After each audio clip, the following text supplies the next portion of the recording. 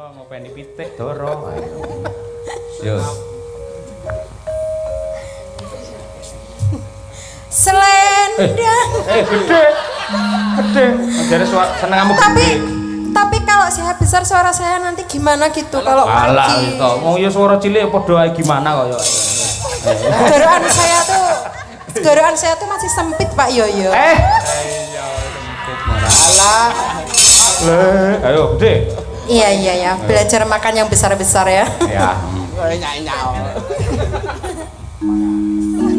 Selendang biru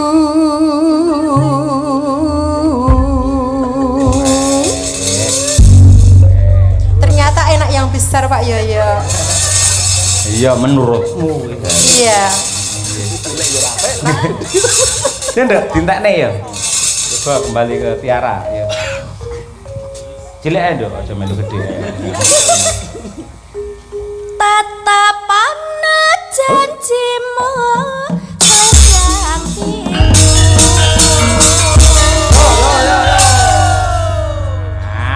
Luar biasa.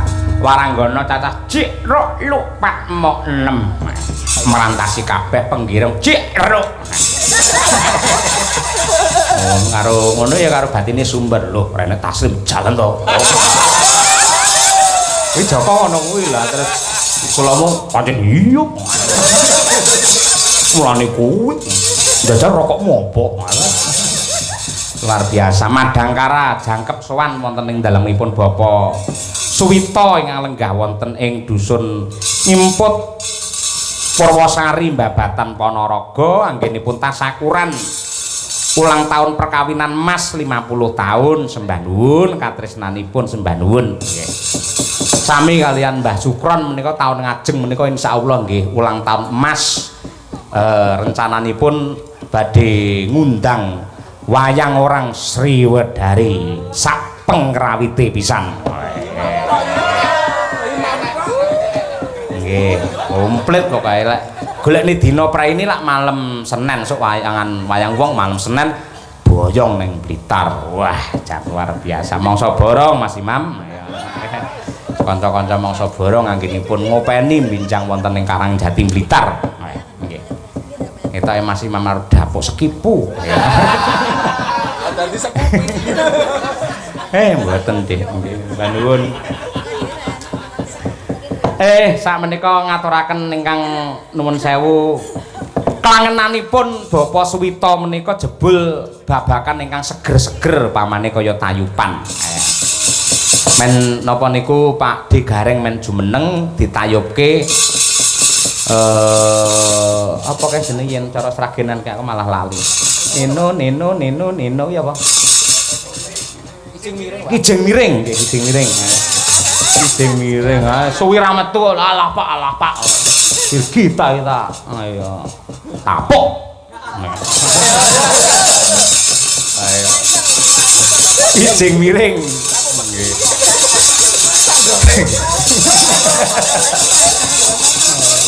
Ayo kijing miring. Mangga Mas Teguh Palur coba men jumeneng Pak Gareng. Nggih, nggo.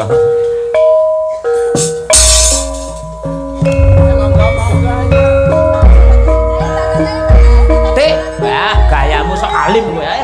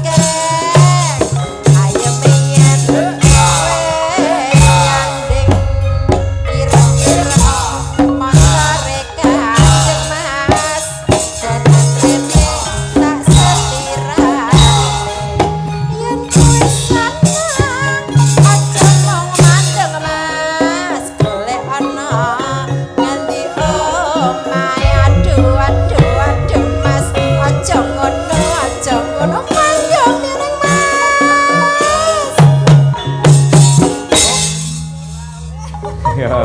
Varian Dik ya awakmu Dik. Ayo. Sekaliwat aja dikaru yen rati empat rama.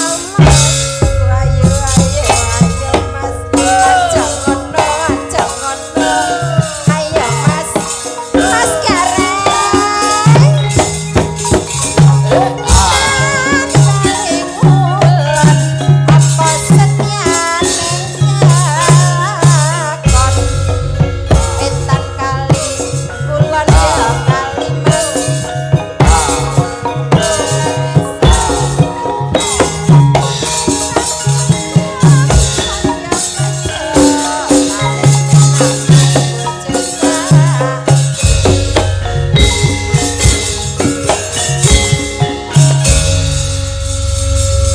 Niki nggih kasanah budaya kok Mas Gareng. Leres Pak, Nggih. kijing miring kasanah budaya. Nggih. Sampun wonten Sragen niki kaya dos dene wajib Pak. Ngoten nggih. Nggih, kijing Nggih. miring ngeten niki ning niki kelangenanipun Pak Suwito. Leres wau sonten kepareng-paring dawuh kula niku seneng sing tayupan napa nika lho ngijing-ngijing gareng napa-napa. Anu kijing miring Pak. Oh, kijing miring. Kijing Senes kijing miring. gareng senes. Nggih. Kijing miring Pak. Nggih. Kijing miring. Nggih. Niku malah mboten mung remen paring dawuh. Nggih. Paling dawuh ngersaki kijing miring mboten ning wanci gara-gara wau pun ngendika panjenenganipun Mbah Suwito kepareng badhe minggah panggung badhe nembang piyambak. Estu niku. Lah kula niku mboten nate kok cucuk tumbakan, Pak. Tumbak cucukan. Leres cucuk Nggih. tumbakan. Nggih. Alhamdulillah menawi ngaten. Nggih. Mbok monggo diaturi jenengan. Lah saestu ngoten iki. Nggih. Nggih. Monggo Mbah Suwito menawi kepareng badhe tindak panggung. Lho pun siap. Nggih, monggo. Monggo kula casi wanci Mbah Suwito. Iringanipun menapa Pak? Ah nggih anu napa niku pujiku ya coba kaya apa. Pujiku muga langgeng. Pujiku tansah lestari Kawesana ajeng kabudaya nyatane awit ikut dadi dalam sarawungan Nadyan apane kaya sampingan wong jati katan salaledo kembang biru mungkeng pager angin mati sekar pisang mus patut dalam mandodo pujiku tansah Lho Pak, kula mboten boroh to. Panjenenganipun kersa tindak panggung piyambak. Nggih. Pancen Pak. piyai budaya ngeten iki ya, Pak. Nggih Pak, ngertos ngoten wau sonten nggih limbukan kula aturi. Estu kula mboten ngertos. Nyuwun duka ingkang kathah, Pak. Njing limbukan jenengan kula aturi minggah. Nggih. Nanggap melih mangke. Sesasi melih Pak, sesasi melih. Nggih. Sugeng enjing, Bapak. Nggih ngagem mik, nggih. Nggih. Niki pun mungel lah Pak, nek mboten mungel jenengan unek-unek nggih, pun niki. Nggih. Sugeng enjing Pak Suwito. Nggih, sugeng enjing. Nggih. Mugi pinaringan sehat. Pangestunipun. Ramune apa ya? Layu. Kersane muni ya. Nggih pun ya. Enggak kuwi ya. Jenengan menang nanggap mboten napa-napa. Niki langsung dituku kabeh mboten napa-napa. Ayo. Nggih, matur sembah nuwun. Lah. Saking keparingipun paring wekdal dhateng kawula. Niki kula kenteng napa niki? Lho. Nembang ngoten. Nggih. Nyuwun pangapunten kula niku remen dhateng gending, Nggih. remen dhateng ringgit. Neng mboten saged napa-napa. Nek lak saged bayar. Saged. Lah nggih.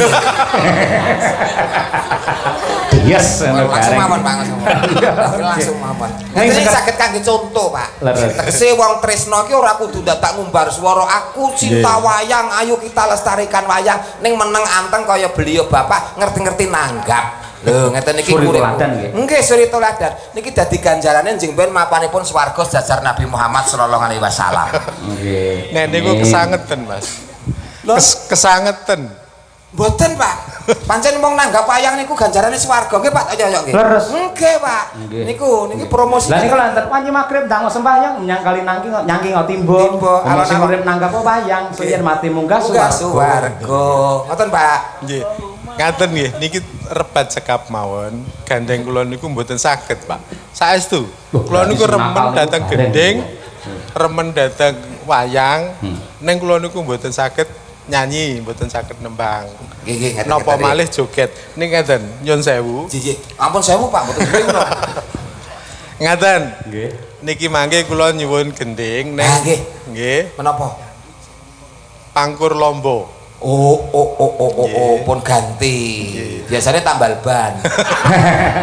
Lah kowe ora iki. Niki nyuwun sewu kula nyuwun gending Pangkur Lombo. Monggo ingkang ngersaan apa ingkang ngasta kula namung ngaturaken agunging panuwun. Ampun monggo, Pak. Panjenengan pun kagungan kamardikan kewenangan penuh mutlak. Nggih. Pun bayar kita, Pak, nggih. Pun Pun ampun. niku pun menang badhe ngersake sing pundi pun monggo, Pak. Nggih. Nggih. Nggih monggo kersa sinten ingkang ngasta kula namung derek matur sembah nuwun. Oh, ngeten. Yayi kok, jan prasaja. Nggih. Saestu niki nyuwun pangapunten niki Nggih, mboten napa-napa. Nggih. Nah, pangapunten. nggih siji. Wah, alhamdulillah Allahumma sholli ala Muhammad. Ya rokok loro dhewe telu aja. Sholli alaihi wasallim. Allah. Komana. Pas. Waladolin amin.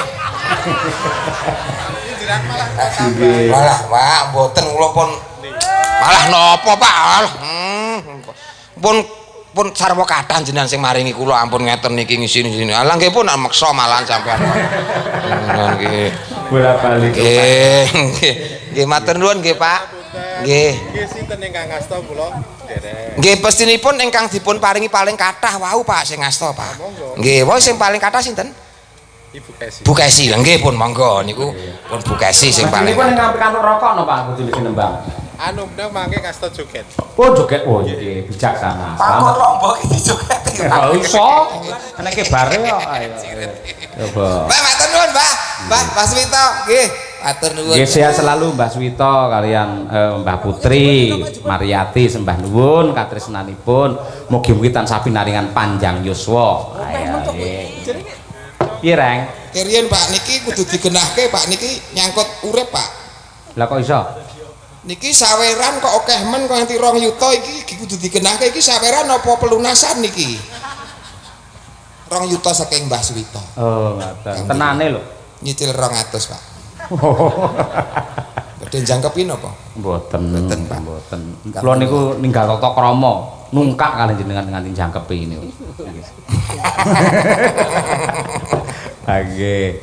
Niku riyen nggih pangkur kumbu. Ha iya. Lombo, nggih. Lombo diatur. Ngono mripate mendonong lho ngono dadak. Pangkur Irama. Pangkur Irama Lombo, betul Pak. Nggih, nggih. Nah, sing ngaturke Bu Kesi, soalnya pun beles 500 niku, Pak. Iya, belas 500 nggih. Nggih, monggo. Benang nggih.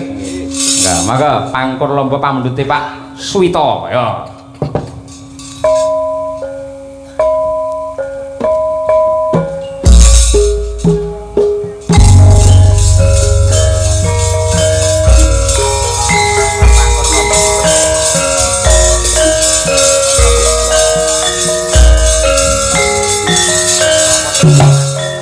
Erek.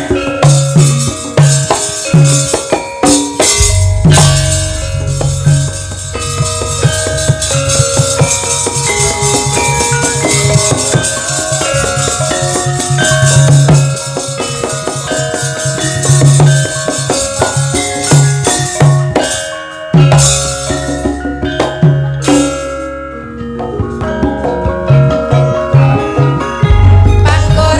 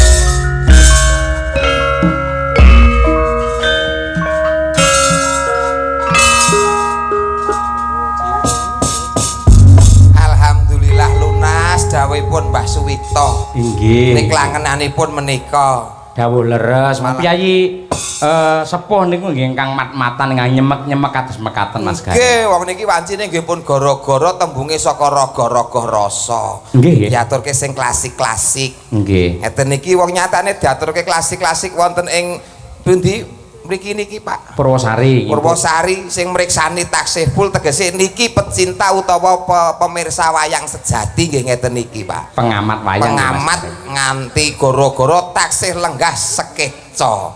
Niki ndadekke semangat sing nyambut gawe ya kanca pengrawit ya pesinden ya dalange. Leres Nggih, mergo wayang niku lak tontonan. Tontonan Mesti satu paket dengan penonton. penonton mula penonton sik webak ngeten niki nek pomo kula dalange Pak kula barke sesuk jam 11 awan ngeten niki Pak.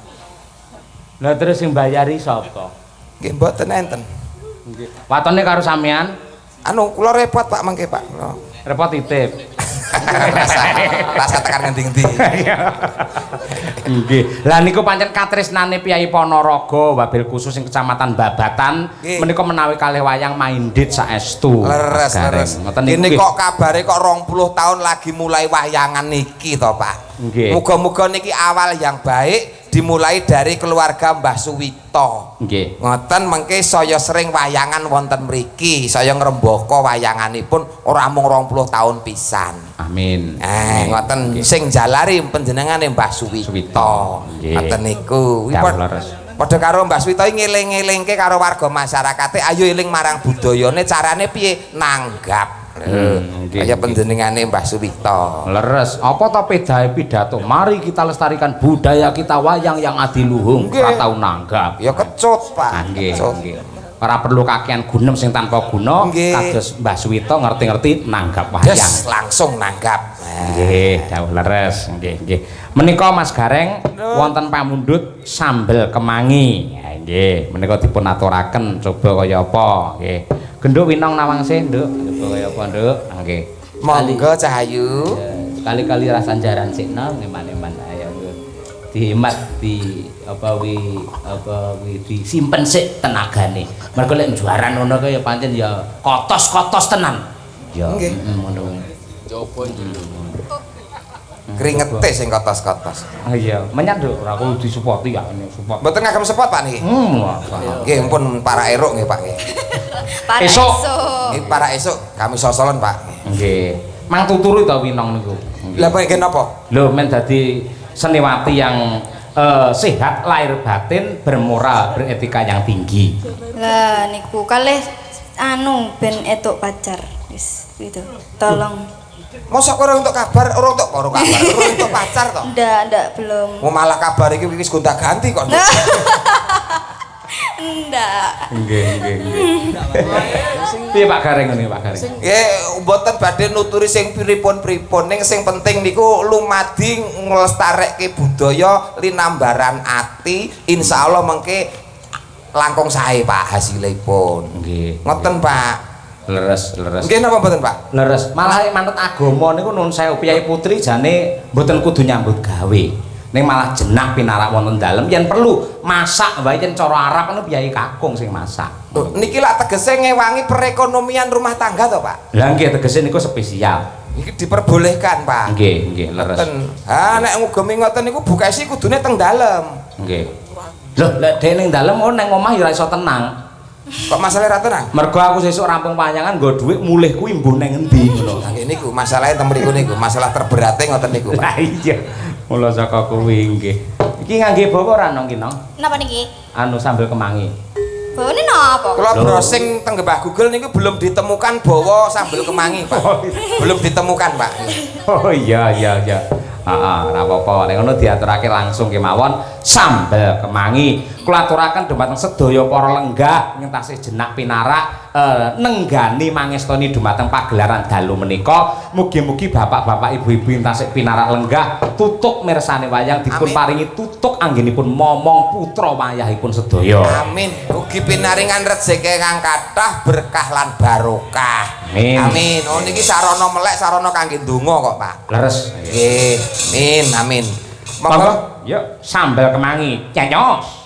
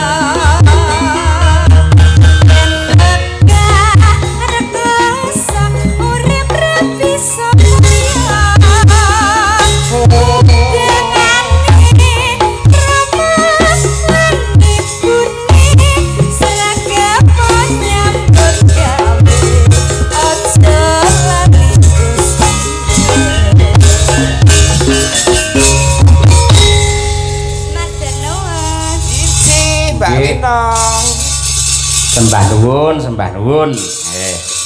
Pamundhut sambel kemangi sampun dipun aturaken. Nggih. Lah kala wau wonten piyayi-piyayi ingkang rawuh Mas Gareng niku menawi mboten lepat nyariosaken babakan kelestarian lingkungan utawi kelestarian alam ingkang magepokan kalian ing sukuning Gunung Kendeng. Wong sumitranipun nuwun sewu Pak Suwito menika kathah wonten ing saking Laladan Pati, saking Bluro menika wonten. Oh ngaten. Randu Blatung. Lah wau paring dawuh ngersaken tembang-tembang ingkang tentang pelestarian alam. Alam, pelestarian alam supaya nek alam tetap bersahabat kalian kula panjenengan. Nggih, nggih. Jadi melestarikan alam untuk kelestarian anak dan cucu kita. Nggih. Karena alam dan isinya bukanlah warisan dari nenek moyang, namun titipane anak putu sing kudu direksa lestarine. Nggih. Jan kawahane arep rono kok ya. Nggih. Nyuwun bawanipun kakung dandang gula titipan. Nggih. Monggo Mas Sulomo Mas. Nggih Mas. Nggih. Monggo Mas. Wonten rayaan aku aja nggih. Itu coba kaya apa? Nggih. Nggih.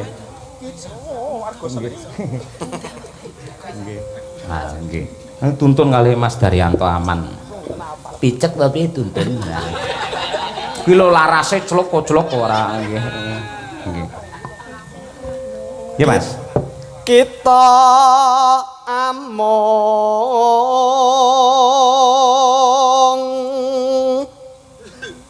acaspa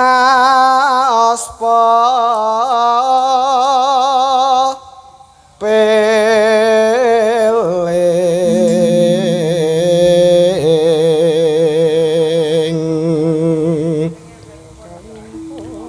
yo kalimput marang titipan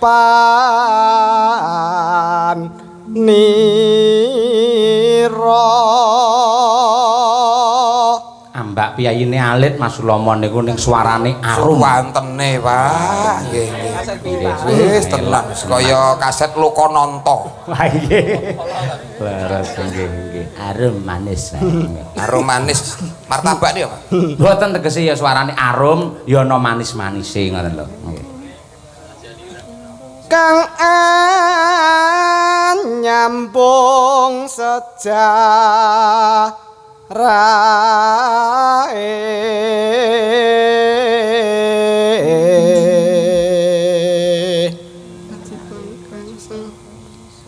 kewajiban kang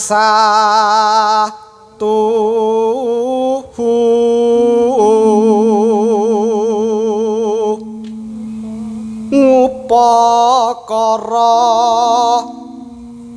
murih becik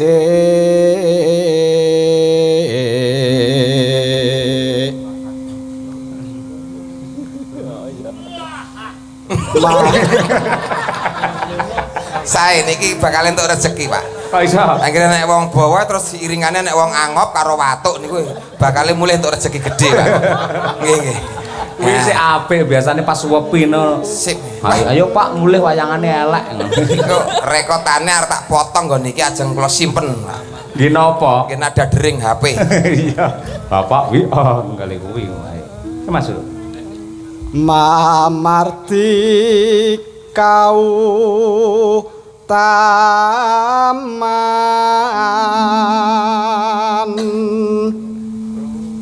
mamreh bisa tus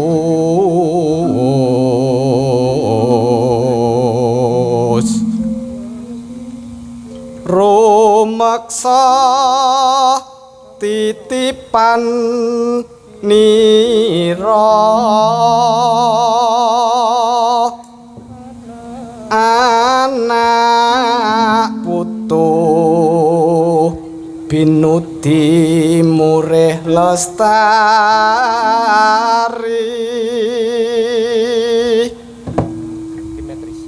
poyo but Lah iki Pak Yuto. Wah, Yuto. Koyoto. Layur. ya lah rezeki ta. payo padha nindakno.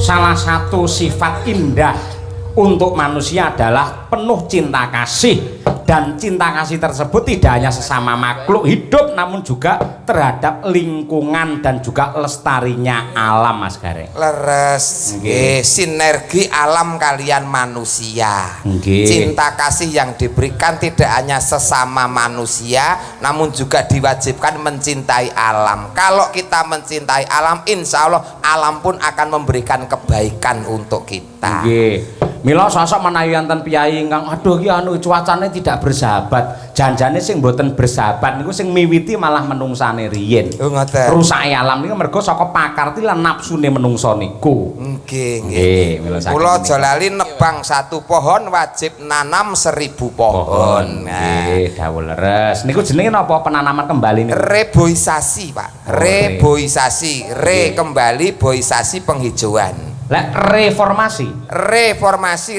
niku kembali, formasi itu tatanan. Jadi kembali ke tatanan. Reoni. Reoni, itu kembali, oni itu ketemu. Jadi ketemu kembali. Remason. Panas, Pak. Wah iya. Ayo sik kelingan ae ora. 2015 niki, Pak. Wah iya.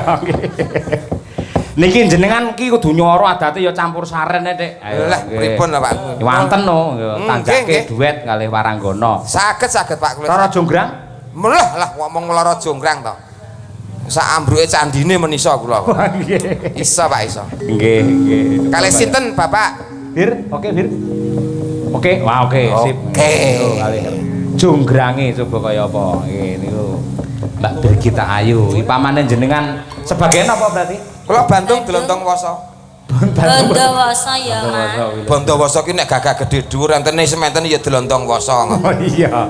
Nggih niku. Malane nganti gawe pengiram-iram pancen ayune kaya ngoten niku jonggrang. Nggih, ning dasare wong Bandung ki wonge sembodo. Kok sembodo? Ya lanange jagat, ya baguse jagat, ya sektine jagat, ya sugihe jagat.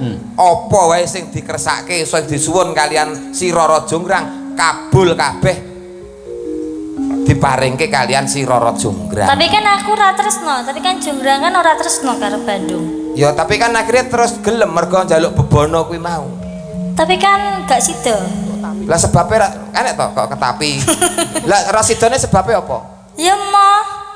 Ora sidone kan mergone cacah candi 1000 kuwi kudune sewengi dadi ning urung wayahe dadi awakmu ngerahke karo para mbok-mbokan. Karo para bolo-bolomu kuwi ngerahke supayane nangekke sing jenenge jago supaya kluruk lan liya-liyane dadi badar ya ana kono kuwi. Lha kuwi tak lakoni ben aku ki menolak sampean. Nah, gandeng kowe wis nolak si Bandung Bondowoso, lara ati Bandung Bondowoso cacah candi 1000 mung kurang siji, katresnane ditampek utawa ditolak, siji candi sing pinangka jangkepe Rara Jonggrang sing dadi jangkepe. Ngono tapi jane sampean jarene tresno karo aku kok aku mbok dadekne patung. Lah mergo kowe nolak. Lho tapi jarene tresno. Ya jane tresno ning gandeng kowe nolak terus aku lara ati. Sakit hati, Dik. Wong lanang nek wis sakit hati tenan, apapun akan dilakukan, Dik. Oh, ngono ya, Mas. Mula aja gawe kecewane wong lanang. Ngene Pak Yoyo. Mbuh. Nek digawe kecewa. Anu langsung lagune narasumbere mbuh. Narasumbere mbuh. Nggih. Nggih. Rara Jonggrang coba kaya apa? Iringanipun menapa, Pak? Garapanipun menapa? Loh, dangdut. Oh, nggih. Nggih, nggih. Dangdut salapan. Nggih. Monggo diaturaken Rara Jonggrang menika nggih pamundhut saking Sutresna Budaya. Deres.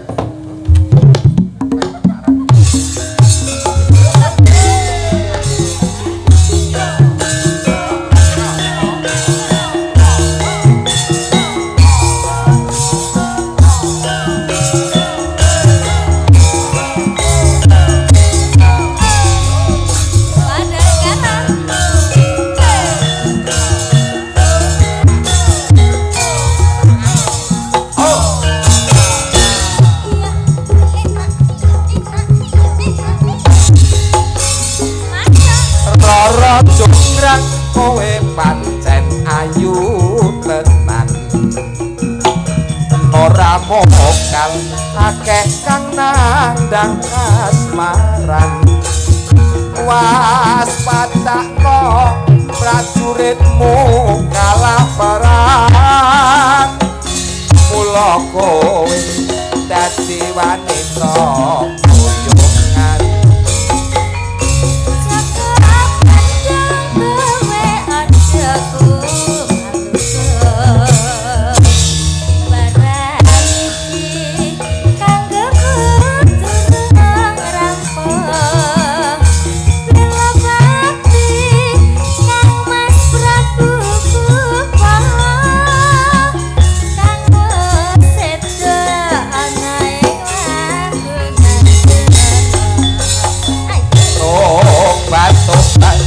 Dasar wanita keparat apa ora ngerti yen Bandung lanange jagat putra ratu pengging Prabu Damarmaya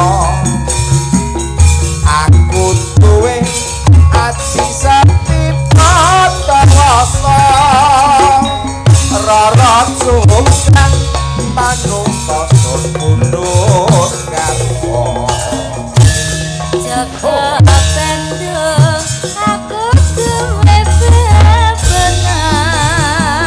candi 1000 sawangi kudu dadi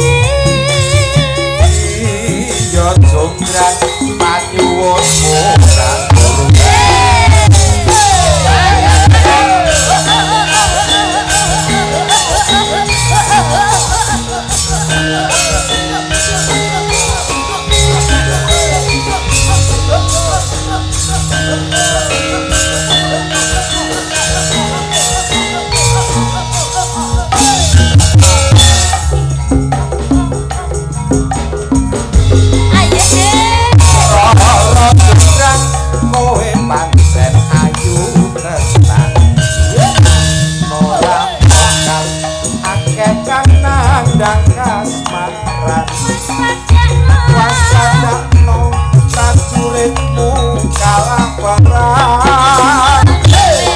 Logo dadi wanita pojokan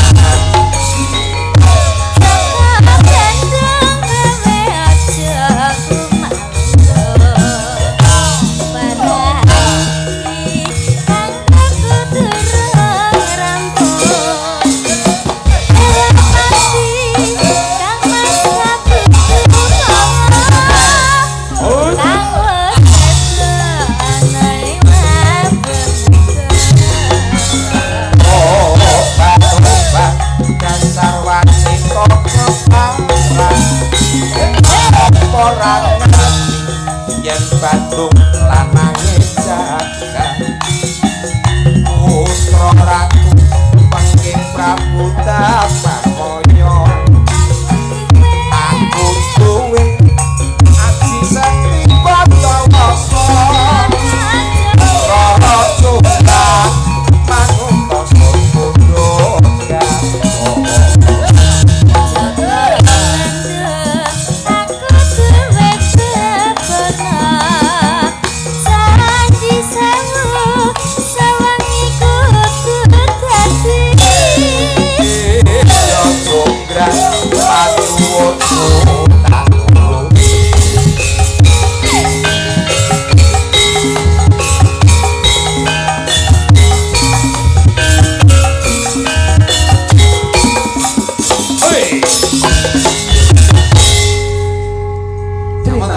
Saged to, Pak? Elok jenengan multi talenta. Nggih multi plasenta. Wah iya. Rasa aku nganggo taslim, Pak. Kok iso kula? Oh iya. Ya kalau mongso ngono nggih blangkon lek melu. Nggih. Nyatane yo merantasi ngrampungi gawe. Fantasi, Pak. Lho, pimpinan campur sari kok, Pak. Nggih. Mugi-mugi dipertimbangkan oleh panitia bersih desa wonten ing Purwosari. Mangke kula ingkang mayang jenengan sing ndageli ya. Nggih, Pak, nggih, Pak. Kita ora tertarik ngono sampean modele. Tertarik, Pak, tertarik. Ketoke wis isi kok ketoke dhek lari sira umum kok. Mboten. Mas Gareng, Pak kripik gedang kripik telo sithik edang waton rata. Nggih. Matur nuwun jenengan kepareng ngancani kula nglipur para warga masyarakat ingkang kepareng nglenggahi hadat lan ugi syukuranipun wonten ing dalemipun Bapak Suwito mriki. Pak Yoyo, Nggih. Lenggono sedaya lepat saka kekirangan kula Pak Yoyo. Nyuwun pangapunten nggih Pak Yoyo, damel regeting pepanggunganipun Pak Yoyo. Mboten. Sehat selalu Pak Yoyo beserta keluarga besar Ma Dangkara. Nggih. Nggih.